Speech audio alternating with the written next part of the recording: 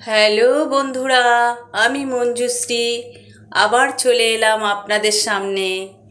তো অনেক দিন ধরে রান্নাঘরে ঝগড়া করতে করতে আপনাদের সাথে অনেক উল্টোপাল্টা কথা বলে ফেলেছি। তো ভাবলাম এখন রান্নাঘর ছেড়ে একটু অন্যরকম কিছু আপনাদের দেখাই। এখন আমি চলে এসেছি আমার পার্লারে, একদম পার্লারে, আমার নিজস্ব parlour Manjushree ladies and gents parlour, Srikhanda Dantpur Biswabani primary স্কুলের নিকটে।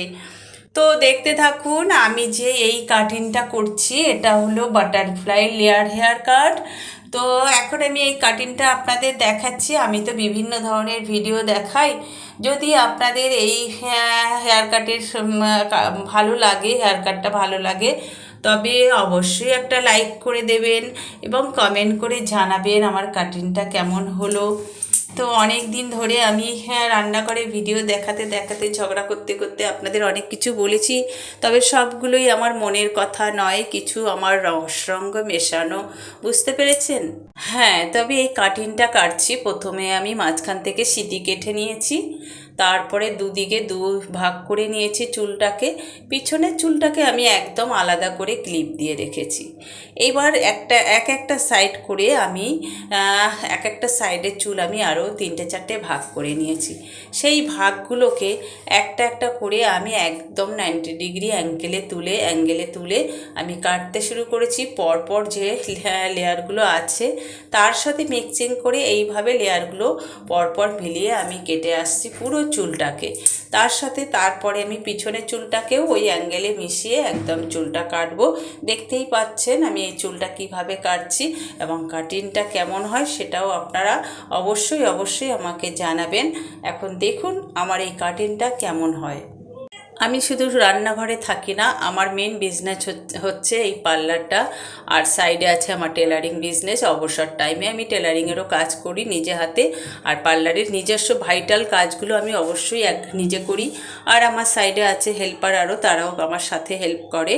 তো দেখুন কাটিংটা মোটামুটি হয়ে এসছে, এখন কেমন হচ্ছে সেটা দেখতে থাকুন। তারপরে আমি আরও কিছু দেখাবো, নতুন কিছু ভিডিও নিয়ে আমি আসবো। আজকে আমি দেখাচ্ছি এই হেয়ার কাটিংটা।